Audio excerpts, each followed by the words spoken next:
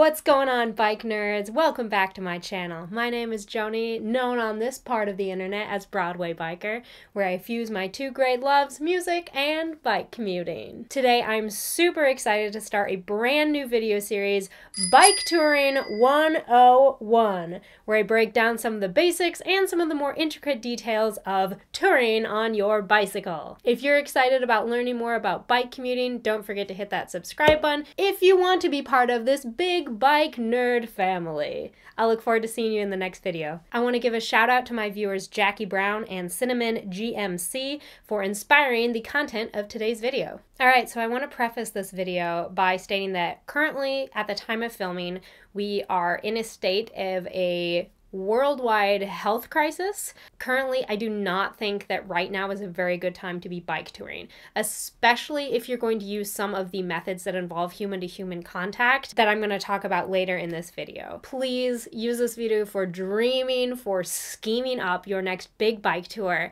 and I can't wait to see what adventures you get up to once all of this quarantine madness has passed. That being said, let's dive right on in.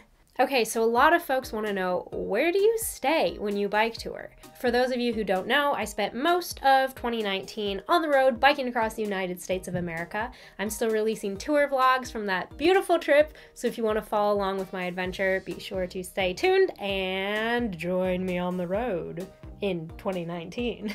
When you spend days, weeks, months, sometimes people even spend years on the road, you can find yourself sleeping and staying in a variety of locations and situations. The great thing about bike touring is it can be done at any level, right? If you want to, if you have the money, you can sleep in luxury every single night. You can sleep at the best hotels, at the best Airbnbs, at the best rent, VRBO, etc., etc. That's great. If that's what you want to do, and if that is what makes you happy, please go forth and do that. For other of us, we love camping. Maybe we do not have very deep pockets. You can still do bike touring. You can fit it with your budget, with your comfort level, with your age, with your ability, so stay tuned to find out how. Okay, so before I dive into the locations, there are 3 rules that you must understand. Do not skip this part, because without knowing this context, you may very, very, very well do very poorly at all 10 of the ideas that I have coming up. So do not skip this part of the video. Rule number 1 is read reviews, okay? This applies for anything. This applies for hotels, for hosts, for campgrounds, for anything.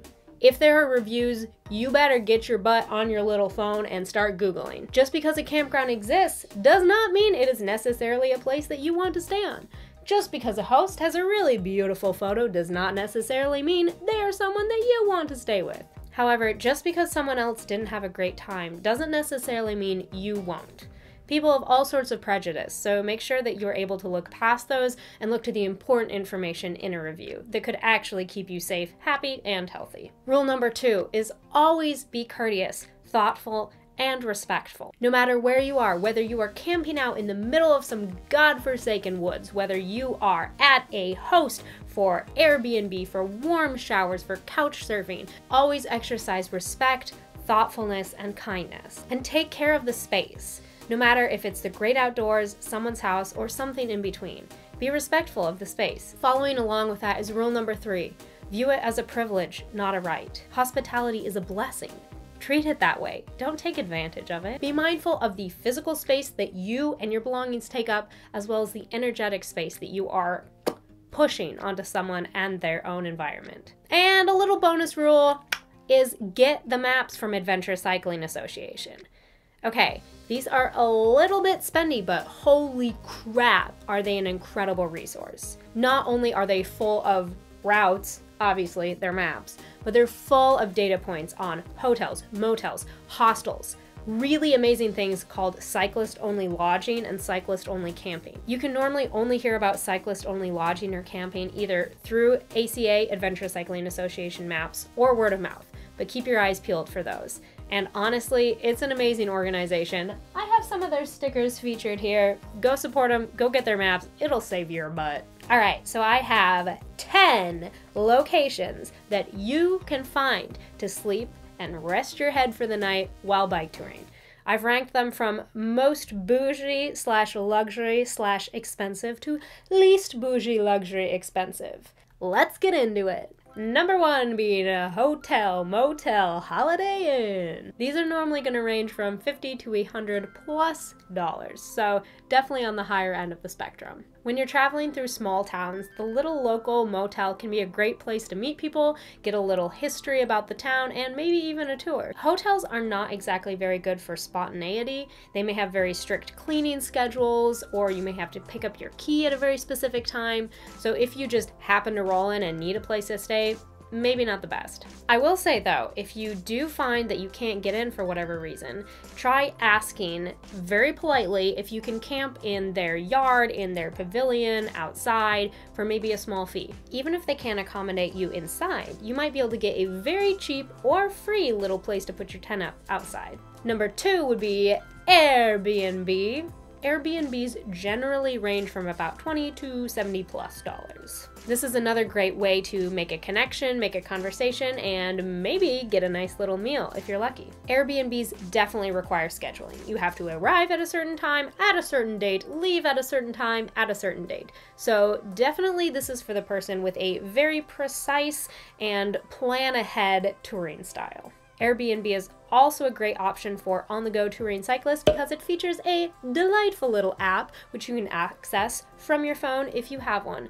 Cell service not included. Alright, option number 3 is hostels. Hostels are normally around $10 to $30 depending on where you're staying, so it can be a more affordable option if you're looking for a place to sleep inside, especially in a big city. These are a great way to meet other travelers. Most of them tend to be younger folks, but still, it's a nice way to pick up some stories and some maybe hot tips from other people that have been traveling around the area that you might be going into. Hostels are normally shared spaces, so keep an eye on your belongings, but also don't be afraid to make friends. You might not get the best night of sleep at a hostel just due to the nature of the shared space.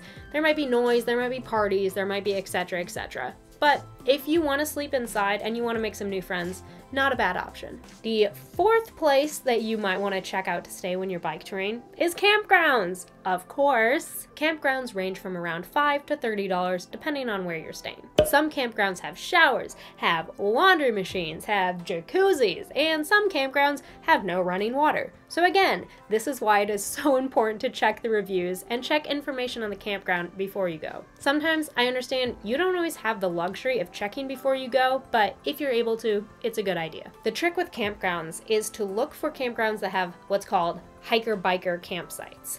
These are normally way cheaper than tent campsites, and even if a campground has a big old sign up front that says full, they're probably not out of hiker-biker spots, so to be sure to ask. Most times they're not going to turn you away if you come on a bike, and they'll stick you somewhere even if the hiker-biker spots are full. Moving on to a classic option, number 5 is Couchsurfing.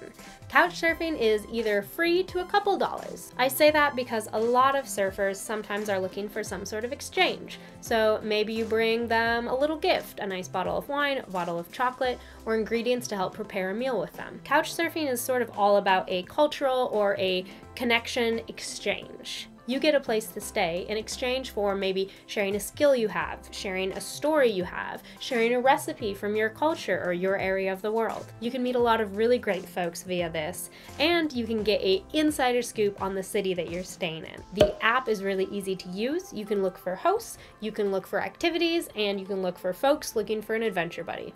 Place number 6 to sleep when you're bike touring is one of my favorites. It's Warmshowers. If you haven't heard of warmshowers.org, go ahead, go over to their website, sign up right now, be a member, maybe throw some money their way because they are an amazing organization and need all the member and all the financial help they can get. Warmshowers is free. Warmshowers is an amazing community of hosts and bicycle tourists. It's essentially couch surfing that is specifically for touring cyclists like us. With Warmshowers, you can meet wonderful people, share some great meals, some great stories, and get some really good tips because most likely your hosts are other bike tourers. They might have insider knowledge on where to stay next, where to eat next, and where to get water next. Warmshowers experiences can be anything from roughing it in someone's backyard to staying in someone's immaculate spare room. Hosts will be really explicit online about what services they offer and what you should expect. So just read those. Know what you're getting yourself into.